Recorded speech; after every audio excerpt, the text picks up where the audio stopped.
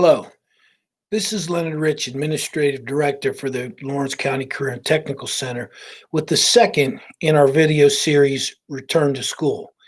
This particular video will address the traditional return to school, the in-class instruction with responsible mitigation.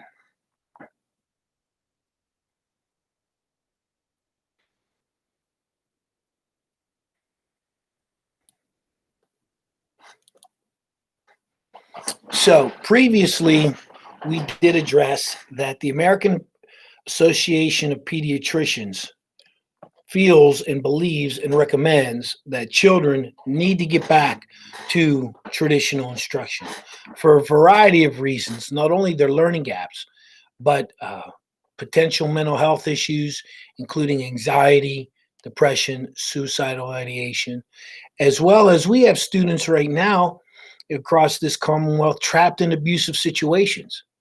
And no one's reporting it because they have no escape. They do not have that safe place to go. They do not have school where the teachers would make the report for them.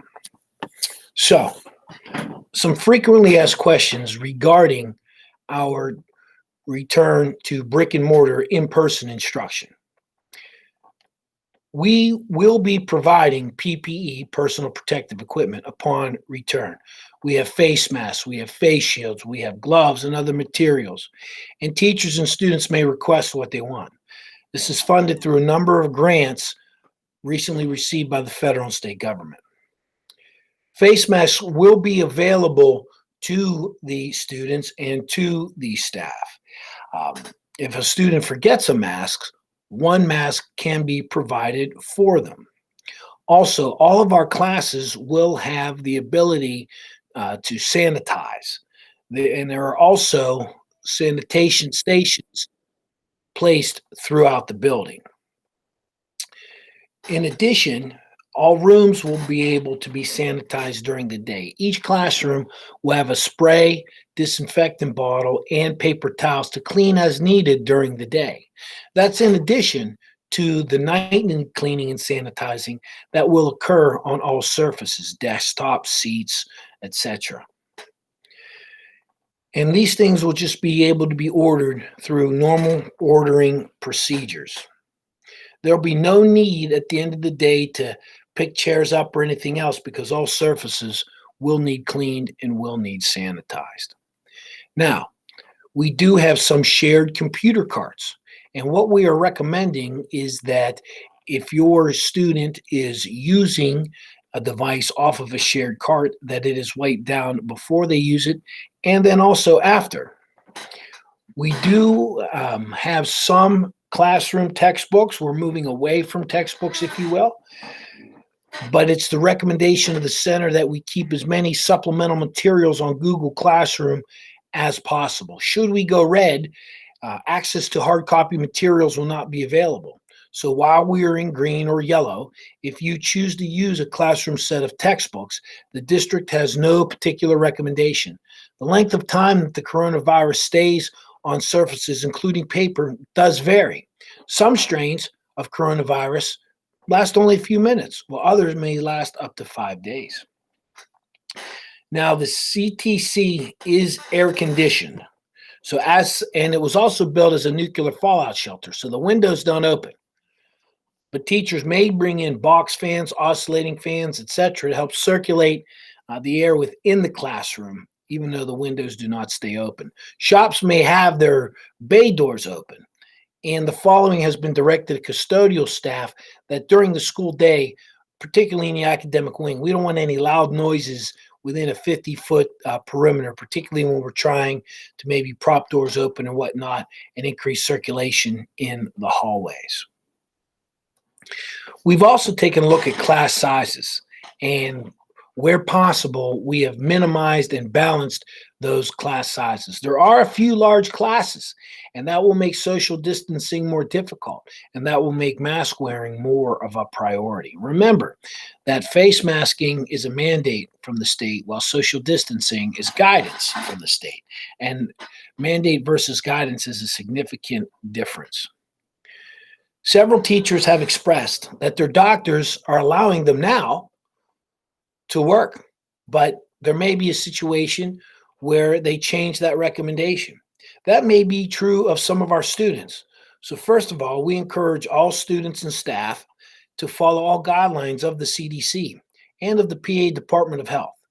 If an employee is autoimmune compromised, if a student is autoimmune compromised, employees over 60 years of age, or if an employee or a student has another comorbidity, another health condition that may compromise their ability to work or attend school, our first priority is the health of the stakeholders within this school, our students, our staff, employees, etc.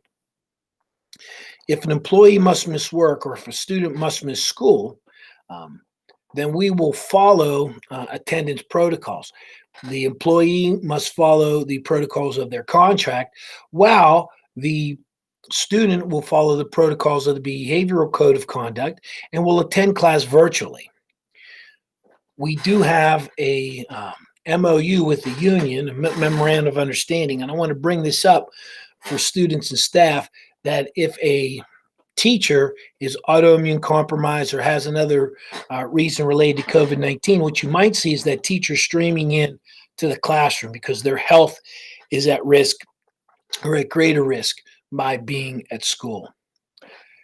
If we return to red, that is, if the governor says next week, 2 weeks, Monday, we're going red, teachers have asked to create a to-go pack of materials that would allow them to continue in their field during the shutdown time. And certainly this is being recommended. If we return to the red phase, the teaching staff will be given a few options that they were not able to do last spring. First of all, the center will be making the classrooms available for instruction. You may utilize the technology in the classrooms to provide a routine to the school day.